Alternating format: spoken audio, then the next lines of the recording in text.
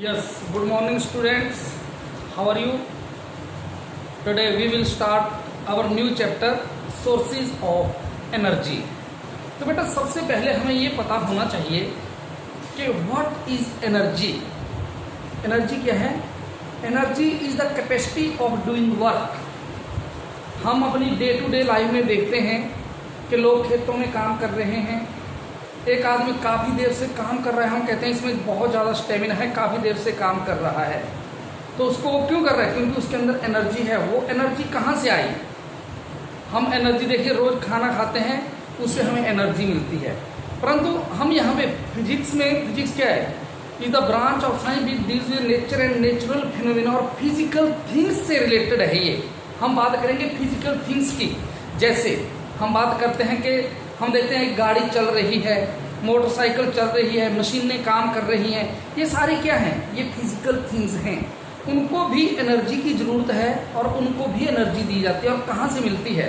हम क्या करते हैं, उनमें फ्यूल डालते हैं और वो फ्यूल क्या होता है? हीट के रूप में उनको एनर्जी देता है.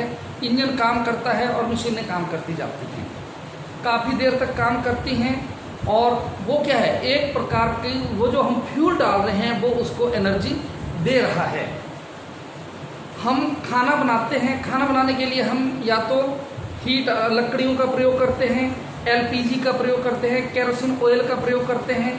ये सारे किसकी फॉर्म है? एक एनर्जी की ही फॉर्म है. जो क्या देते हैं? एनर्जी देते हैं. फ्यूल के रूप में एनर्जी देते हैं और उनसे हम क्या करते हैं? अपना काम करते हैं और उससे हमें एनर्जी मिल जाती है. जैसे और एग्जांपल ले लेते हैं. जैसे मान लेते हैं एक किसान है, किसान खेतों में फसल बीजता है, उसके लिए वो पानी से सिंचाई करता है. वो पानी की सिंचाई करता है. पानी की सिंचाई के लिए वो क्या करता है? पंप्स का यूज करता है, जिससे वो पानी निकालता है जमीन के अंदर से. किसके रूप में? वो भी क्या कर रहा है? वो एनर्जी के ही रूप में वो इलेक्ट्रिसिटी यूज कर रहा है वहाँ पे. तो इलेक्ट्रिसिटी भी एक एनर्जी की ही फॉर्म है मेनली. अब क्या होता है कि ये जो पहली बात आपको भी पता होना चाहिए कि what is a source of energy. कि एक सोर्स ऑफ एनर्जी देखिए डिफाइन मैंने ये लिखा है. Source of energy is one which can provide adequate amount of energy in a convenient form over a long period of time.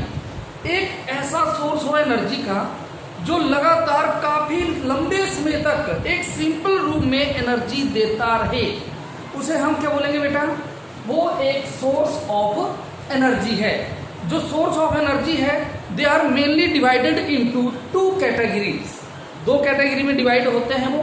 Number 1 non renewable sources of energy and number 2 renewable sources of energy. तो आइए अब हम इन दोनों को discuss करते हैं कि renewable sources of energy क्या है और non renewable sources of energy क्या है. आइए बात करते हैं.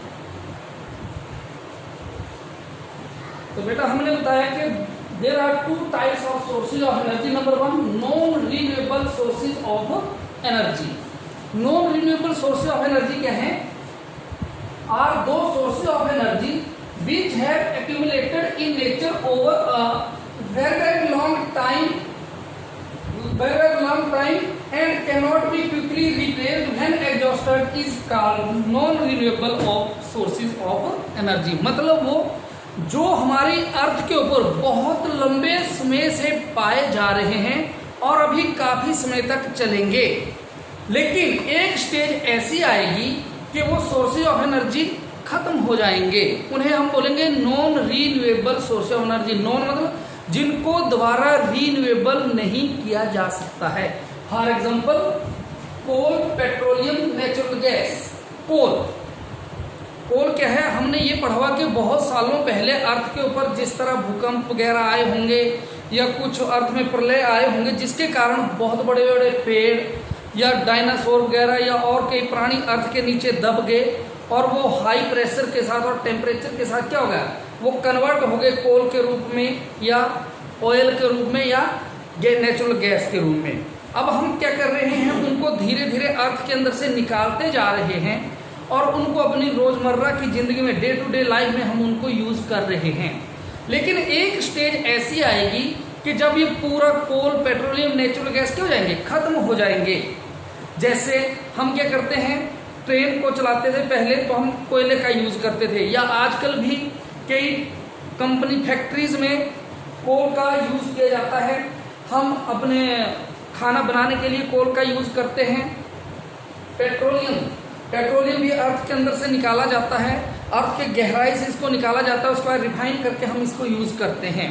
लेकिन एक स्टेज ऐसी आएगी कि धीरे धीरे धीरे धीरे करके खत्म होते जा रहे हैं और एक दिन खत्म हो जाएंगे।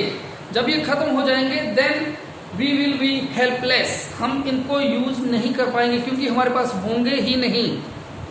तो ये क्या है, non renewable sources of energy थे। अब रिन्यूएबल सोर्सेज ऑफ एनर्जी क्या है? रिन्यूएबल सोर्सेज ऑफ एनर्जी वो हैं जो नेचुरल रूप में अर्थ के ऊपर पाए जाते हैं और हम उनको एनर्जी के रूप में यूज करते हैं। डेफिनेशन है, are those sources of energy which are being produced continuously in nature and are exhaustible are called renewable sources of energy. मतलब जिनको हम बहुत लंबे समय से यूज कर रहे हैं और आगे भी करते जाएंगे, अगर वो खत्म हो जाते हैं तो उनको हम दोबारा प्रोड्यूस कर सकते हैं। वो क्या हो गया आपके बेटा? रिन्यूएबल सोर्सेज ऑफ एनर्जी हो गए। फॉर एग्जांपल देखिए, would, hydro energy, wind energy, solar energy, tidal energy etcetera और भी बहुत ज्यादा हैं। हम वुड का एग्जांपल लेते हैं।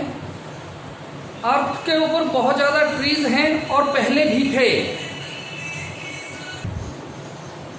परंतु हमने क्या किया, धीरे धीरे हम पेड़ों को काटते जा रहे हैं, उनको फ्यूल के रूप में या अपनी और किसी यूज के लिए उसको यूज करते जा रहे हैं। धीरे धीरे अर्थ के ऊपर ट्रीज खत्म होते जा रहे हैं। लेकिन अगर हम प्लांट्स उगाते जाएं, पेड़ लगाते जाएं तो 8 या 10, 15 साल में वो पेड़ तैयार हो जाता है।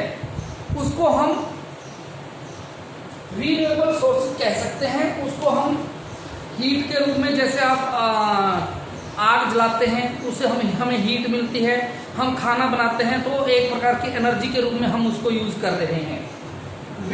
हाइड्रो एनर्जी, पानी से जो एनर्जी तैयार की जाती है, जैसे डैम लगा के या बड़े बड़े प्लांट्स इस तरह हम तैयार करते हैं जिससे हम इलेक्ट्रिसिटी प्रोड्यूस करते हैं। तो उस तरह से हम क्या करते हैं, हाइड्रो एनर्जी का भी रिन्यूएबल सोर्सेज ऑफ एनर्जी है। विंड एनर्जी के जगह पे ऐसा है, हमारे इंडिया में या अदर कंट्रीज हैं जहां पे एयर से हम एनर्जी तैयार करते हैं, जिसे विंड मिल कहते हैं। वो हम आगे पढ़ेंगे कि किस तरह हम विंड से एनर्जी तैयार करते हैं। Tidal energy, solar energy, sun is the one of the most important and ये कह सकते हैं कि इस अर्थ के ऊपर अगर सबसे बड़ा नेचुरल सोर्स ऑफ एनर्जी है तो वो सन ही है, जिससे हम सोलर एनर्जी यूज करते हैं। आजकल आप देखते हैं कि हम ज्यादातर क्या करते हैं कि हम शहरों में जाते हैं तो वहां पे आपने देखा है कि हम सन से जो सनलाइट, उसको सन की जो एनर्जी उसको एब्जॉर्ब कर लेते हैं और उसको हम रात को हम यूज करते हैं, उसको स्टोर करके हम उसको यूज करते हैं। उसको हम सोलर लाइट के रूप में यूज करते हैं। उसका आता है टाइडल एनर्जी। समुद्रों में बड़े बड़े ज्वार भाटा जिसे हम कहते हैं, टाइडल आते हैं, जिसको हम एनर्जी के रूप में स्टोर कर लेते हैं और वहां पे भी हम ये यूज कर रहे हैं। तो ये क्या है, ये रिन्यूएबल सोर्सेज ऑफ एनर्जी है। नॉन रिन्यूएबल में जैसे और भी कई चीजें, जैसे यूरेनियम को भी हम किस में यूज करते हैं, एक बहुत बड़ा सोर्सेज ऑफ एनर्जी करते हैं, वो non renewable sources of energy है। उसको हम थर्मल पावर प्लांट्स में यूज करते हैं एनर्जी को जनरेट करने के लिए। तो ये तो बेटा non renewable and renewable sources of energy. अब एक बात और कि एक जो सोर्स ऑफ एनर्जी है, what is a good source of energy, इसके बारे में हम पढ़ेंगे कि what is a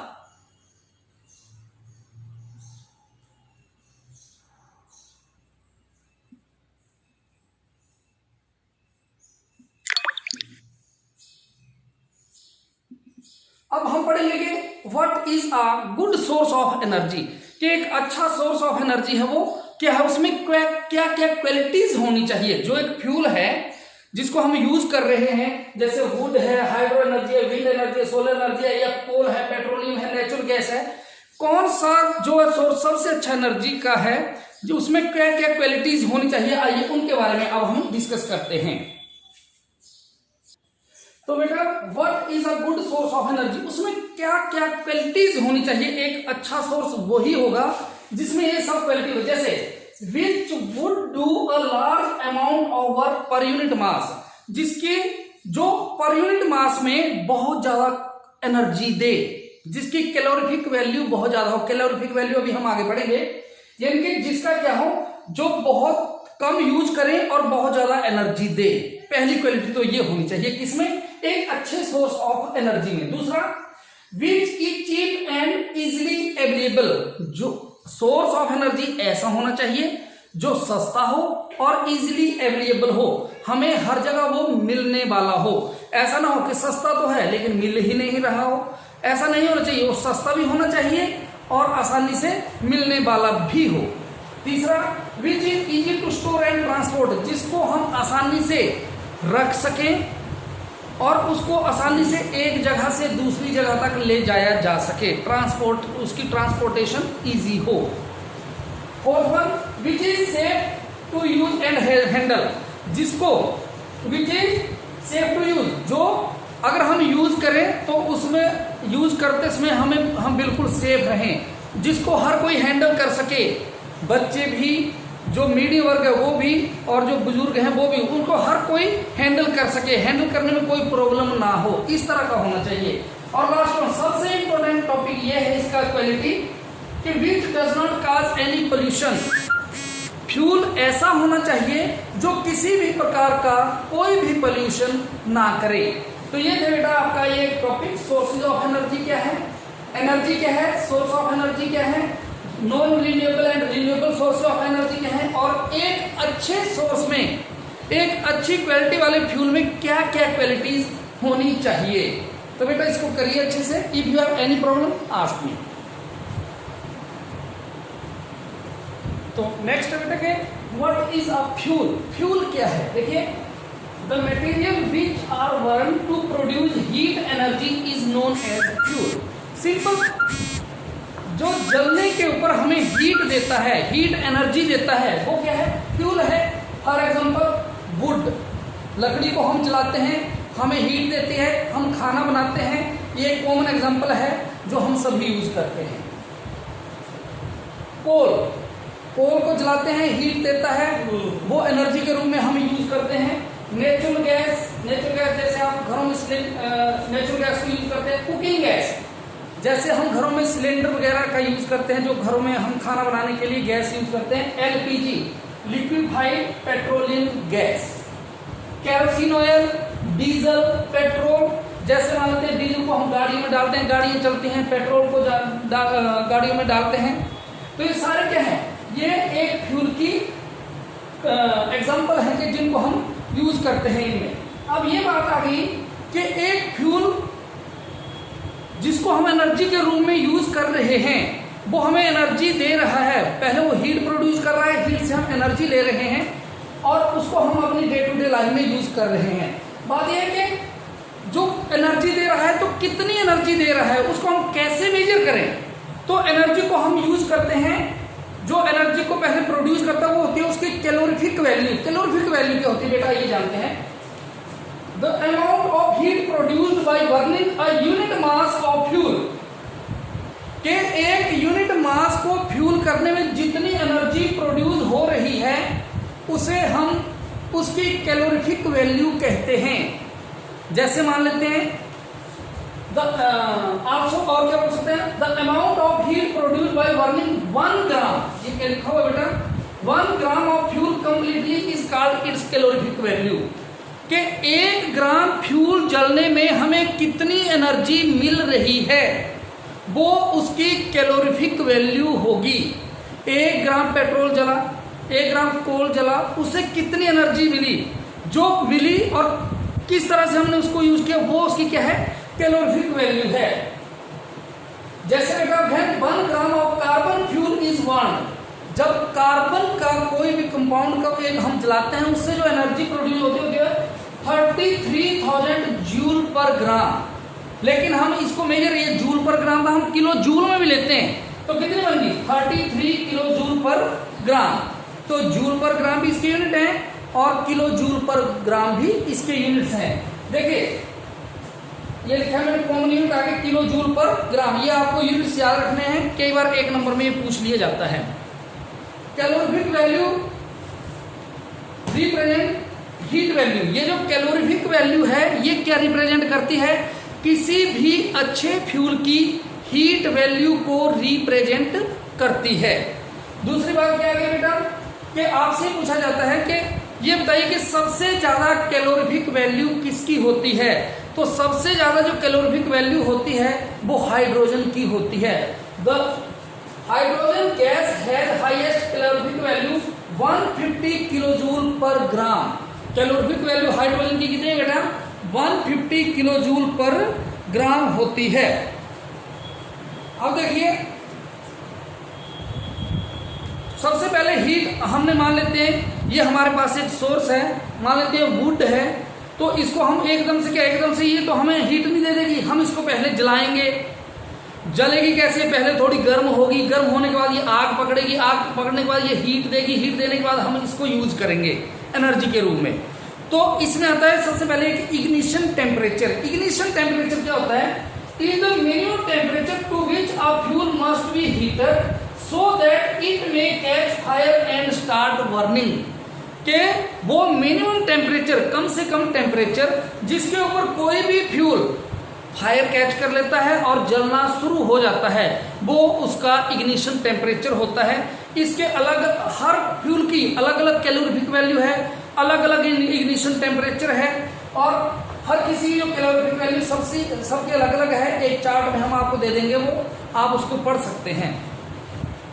ignition temperature जैसे पेट्रोल धूप से आग पकड़ लेता है, आपकी जो कुकिंग गैस है एलपीजी वो भी एकदम से आग पकड़ लेती है, लेकिन एक लकड़ी है, लकड़ी को आप आग में डालते हैं तो उसको जलने में थोड़ा टाइम ले लेती है, उसका इग्निशन टेम्परेचर बहुत ज्यादा है, जबकि पेट्रोल का बहुत कम है, बहुत कम पे भी पकड़ लेती है।